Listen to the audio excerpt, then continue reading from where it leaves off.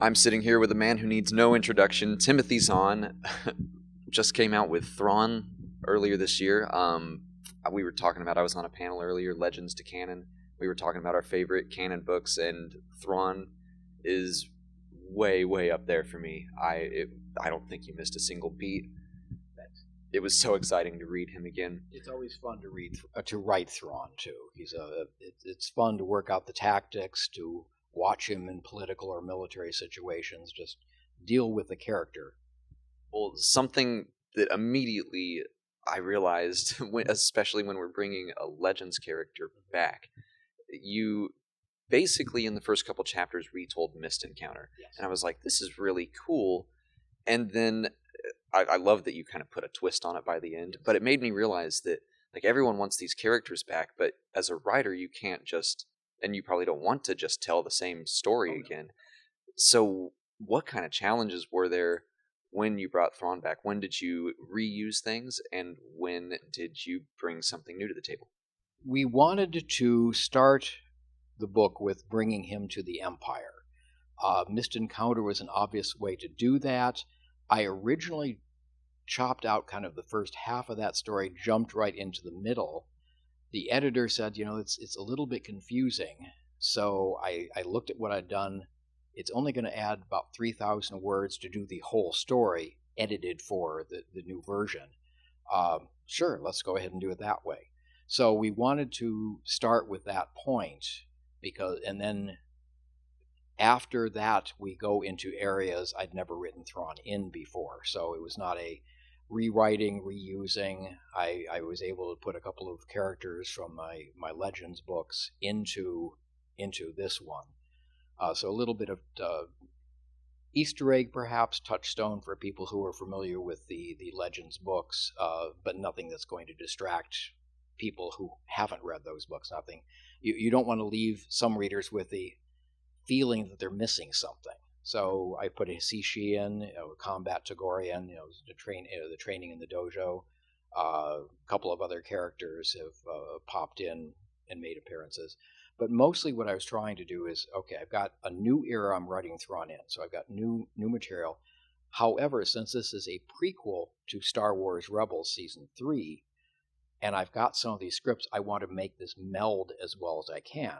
So, for example, we have a scene in Season 3 where Governor Price and Sabine have a brief hand-to-hand combat. Okay, I can set up where Price learns or decides to learn some hand-to-hand combat techniques. Things like in Season 3, you have meetings between Price and you get people like Tarkin and Colonel Yularen, and of course between Price and Thrawn. And as I looked at the scripts, it looks like none of these feel like a first meeting. Okay, these people have at least passing knowledge of each other. So let's put those first meetings, first interactions into the book, so that if you read Thrawn and then you watch Season 3, it should feel like a logical extension. So that was basically what we were doing. And I also, again, we decided to put in Governor Price's backstory as well, bringing her from mining family up to Governor of Lothal. I'm always just intrigued with kind of what you were just talking about, the collaboration with the Lucasfilm story group, because Thrawn, they already had a plan for him in Star Wars Rebels, so what was that like working with them, and did they give you any beats that they wanted you to hit in Thrawn? No, Lucasfilm has always been the sort of thing of, tell me what you want to do and I'll tell you if there are spots you can't do something. So they give me free reign of the field till I hit a wall, and then they tell me there's a wall there. So rather than, I've never had them say, okay, here are the 5 characters and 8 plot points we want you to put in this book. What we set at the beginning when we first set up the book was I was going to do Thrawn's backstory, and I think at that point we'd also decided to do Governor Price's backstory. And that was basically it. Then they had comments on the outline, and then of course comments on the final novel and all. The thing about Lucasfilm Generous, particularly the story group, as I've worked on this one, is they are very good at not just, okay, this needs changing, but this needs changing, how about you do this? So there were a couple of places, well, this system doesn't actually work for what you're wanting. There's no major ship repair base or whatever there. However, over here there is one. We suggest you use that one instead. So they are not just nope, nope, nope, but suggestion, suggestion, suggestion, and coupled then with my editor at Del Rey's suggestions and thoughts and comments, we get a much better book out of it than the one I started with, which is how the whole editorial process is supposed to be. All of our blind spots are in different spots, and therefore we can get a much better picture for the overall book when all these sets of eyes are on it. I think one of my favorite moments as a fan was watching the live stream of Celebration when the announcement came out. And I know I've seen you talk about it before, but in that trailer, just hearing the music and seeing his back, I jumped out of my chair. I was like, it's him! And then when you came on screen and then you announced you were doing a book too, I was freaking out. But I'd love to hear your take on all that. Well, that was a weird thing. I'd been told in previous November, that Thrawn would be in season 3. But of course, with all the non-disclosure agreements, I had to sit on this for 8 months until the reveal at Celebration London. So we knew it was going to be revealed there. It was live streamed, so we picked it up at home. And what I thought was really interesting and sort of surrealistic was, as you say, all we needed was, I need someone who sees the big picture. Start zooming in on someone. You can't tell anything about that person, and the audience is already figuring it out. I had to go back and rewatch the trailer because I couldn't hear anything over the screams. Yes. But yeah, that was, they're already figuring out who this is. And then the dramatic walking out of the shadows. And I remember seeing quotes before Celebration where people were confidently saying, well, Disney is not going to open the can of worms by bringing expanded universe characters into canon. There might be a Chiss, but there certainly won't be Grand Admiral Thrawn. I've got that quote saved just because of the fun part of that. But then, for anybody who's still thinking, okay, this is just another Chiss, Hera gives the name. But it was just, it was surrealistic. I had to go watch the trailer again too because you couldn't hear much. They have done a terrific job with the character. Not only do they understand him, but they understand kind of the meta around him. They understand how do you defeat Thrawn, and they have recognized it's something he doesn't have control over, or some information he doesn't have. Because if he's got perfect information, perfect control, you will not defeat him. Even if you luck out at some point, he will know he's enough to pull back and try again at his time and place of his own choosing. So they understand the character. The voice actor is tremendously, just marvelous. I've met people who say, yes, my kids are watching Rebels, and they either love Thrawn or they hate him or he scares them. And good. That's kind of what the character is supposed to be doing. But yeah, we're kind of introducing Thrawn to a whole new generation of Star Wars fans, the ones who their intro into Star Wars has been Rebels. And the show in general has been terrific as well. I've very much enjoyed what Dave Filoni and the team have done. I was just figuring, because Rebels has a tendency to have just one season villains. Yeah. I was pretty confident that Thrawn was going to just be a one and done villain, and by the end of the season I was like, gosh, I really hope they don't do that, and I'm so glad that they didn't. And now he's in the trailer for season 4, so we know he's there. But so is Rook. And so that's a little bit unnerving. There was a specific set of circumstances that came together at the end of The Last Command. That can't be now just by the timeline and everything else. So my hope is, and I don't know anything about this, but my hope is that they're introducing Rook so that we can have some really good fights between him and Zeb. Because I would like to see Zeb take on an opponent about half his size and have to fight at it and work at it. But that could be a fun thing, just watching some more hand-to-hand type combat there. But what they're planning to do totally with Rook, I don't know. I think it's amusing that at Celebration London, I've lost his name, the host of that panel, Warwick Davis, was nudging himself in, and so they give him a character who's his height. Dave said they're going to be doing some tweaking of his voice or somehow doing the voice differently than his normal voice. So, again, looking forward to seeing all that, seeing how he's portrayed, seeing what the interactions are with everybody else. But again, they've done such a good job with Thrawn. I don't expect that to change in season 4. I'm expecting just some really good stuff. All the plot threads and relationships that they've set out, bringing them together, and hopefully a satisfying conclusion. But again, I'm not concerned about it. I think at Celebration, when they streamed that season 3 trailer, someone in the crowd was immediately like, I guess it's if you give a mouse a cookie, so they go, so when are we getting Mara Jade? Do you think that that's feasible? And if so, what do you think they'd have to adjust about her so that she fits in the new universe? The thing about, if you look at how they dealt with Thrawn, Dave Filoni has said he has been thinking about bringing Thrawn in all through Rebels. In fact, he used the Mark Sobel maneuver in season 3 or 4 of Clone Wars. But they did not bring Thrawn until season 3, and it makes sense within the logic of the universe. At the beginning, this is a ragtag group. This is an annoyance. This is a pinprick. It's only as they keep defeating the Inquisitors and such who are coming after them and start snowballing with other rebel groups, there's no point in bringing the big gun until they are a real threat. So within the context of their storyline, it makes sense to bring Thrawn in season 3. Doesn't make sense to bring him in any sooner. So you'll know they have to be looking at Mara Jade as would this fit in this part of the timeline? And it would be really iffy because she's about Luke's age. She would probably be working a little as Emperor's hand at this point, but she's still a bit young, and you would have to kind of shoehorn her in. And I don't want to see anybody, my character or anybody else's, just put in for the sake of being put in. I would like a logical reason for her to be there.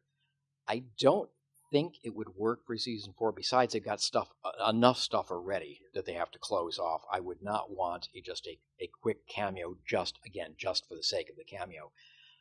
What they're doing next after Rebels, I don't know. But it may be someplace along the line. There will be a place to put her in. They're looking at Thrawn's success and doing the thing. But although it feels like a long time, especially to me, it's been less than a year since his debut in Rebels. So they're still gathering data. They're still getting feedback from the viewers. They're certainly getting feedback from the readers and such of the book. So I want them to take their time, think about it, decide, not on the spur of a moment, but think about it and come to the right decision, whatever that decision is, in the context of what the overall story that they are creating for Star Wars. Can we talk a little bit about Captain Pelion versus Eli? Yeah. And because I would have bet money that Pelion would have been in the book, but I really like Eli as well. So just the differences between those two characters. Okay, again, we're putting Thrawn in a different part of the timeline. What worked with Thrawn and Pelion in the original trilogy was that Pelion was a good officer, not terribly imaginative, but teachable. And so Thrawn had kind of him under his wing. If you would put Pelion into Thrawn, the book, the dynamic would have been completely different. He would have been the superior officer. He would have been, Thrawn would have been the junior officer or whatever. Entirely different dynamic. And I thought, instead of changing that dynamic just to put Pelion in, let's put in a new character. We're going to have a new dynamic anyway. And let's show someone who, instead of being established in the Imperial fleet, is someone who is joining about the same time. And then we can show some of the ambivalence of, I'm kind of tied to this guy through no fault of my own. My career is way off its track. And the gradual understanding, maybe this is not such a bad thing after all. And again, Eli being someone who is teachable, Thrawn will recognize teachability and will nurture people who can do that. So I wanted to it's a different dynamic anyway. Let's just change it to someone who is always going to be his subordinate rather than a superior, and maybe change that position at some point. So I know a lot of people want to Pelion. Again, you have the same problem of if the more people you put in familiar faces, the smaller the galaxy gets. Why would all these people keep running into each other? I mean, Charles Dickens had that same problem, and he was just working with England. All the people always running into each other. So we want to spread it out a little bit. And some future novel, maybe we can bring Pelion in. But I'm with the guys at Rebels only if and when it makes sense. So on top of just Thrawn, we also got the Chiss Ascendancy back, and we kind of hear rumors about this threat in the unknown regions. In Legends, that was the Yuuzhan Vong, but my fan theory is that they're kind of hinting at something about Snoke or whatever's out there. But I'm just hoping that maybe we get to see the Chiss involved in the films. What would your reaction to that be? Oh, that would be, yes! I'd be standing up in the theater and everybody behind me saying, "Sit down, you idiot! Let's watch the movie." I made that. Yeah. I don't know if the Chiss will ever show up in a movie. I think my highest aspiration is see something in a TV miniseries or something someday in ABC or Disney XD. But then again, I never would have expected Thrawn to come into Star Wars Rebels either, so what do I know? The Chiss would certainly be an interesting group to bring into the movies and such. And what gives me hope is that I can see some bean counter someplace up in either Lucasfilm or Disney saying Star Wars movies are always about the Skywalker family. Without the Skywalker family, the thing will not sell. However, Rogue One has now proved it will. You get a good story, good characters. You don't need the Skywalkers to make a successful movie. And at that point now, everything's on the table. They could do Outbound Flight, for example, the story about Thrawn-centric. They could do something, bring in elements of the trilogy or other people's books. I would love to see a TV show, X-Wing, from based on Mike Stackpole and Aaron Alston's books. You could do a really great TV series, live-action TV series that way. But everything is now open. You don't need the Skywalkers to be anchoring everything. So whether they bring Thrawn into a movie or the Chiss in general into a movie, I certainly would like to bring everybody back into new books, depending on what Lucasfilm decides they want to do and what they will let me do, et cetera, et cetera. As to whether Snoke is involved, when we last talked, which was a while ago, Snoke's backstory had not yet been completely solidified, and until that happens, I would not anyway be able to do any kind of referencing in a future book or something. However, by the time I get another book, it's entirely possible that will all be set, and I will be able to find a way to work all that in. But if it doesn't work with Snoke, there are other dangers out there I could certainly invoke and use. And we've got a pretty good idea now of how the unknown regions have stayed unknown for all this time. So we've got some, Here There Be Dragons type of star systems out here, and future books, future TV, future movies, who knows, would be able to harvest some of that open space. Speaking of Outbound Flight, in the foreword of that book, I believe you challenged Michael Stackpole to a game of Star Wars Trivial Pursuit.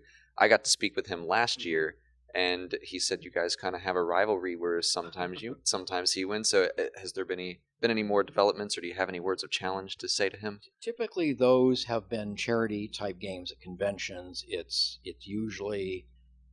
the first one he did, I think, was Mike, Aaron Alston, and me with a fan. Teams of two for the Trivial Pursuit. Typically, the fan knew more about Star Wars than we did. That's why we didn't want them there.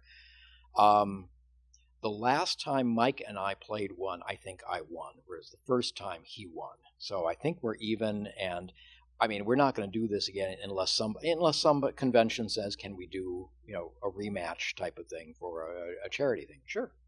But it's not like we get together or do it over the phone or anything like that. No, but there are a lot of stuff that we do for the charity auctions and charity money raising and such. But that's what those were. And no, I'm not going to challenge Mike. I mean, I won the last time. You don't need to challenge after you're the winner. He can challenge me. But again, good point.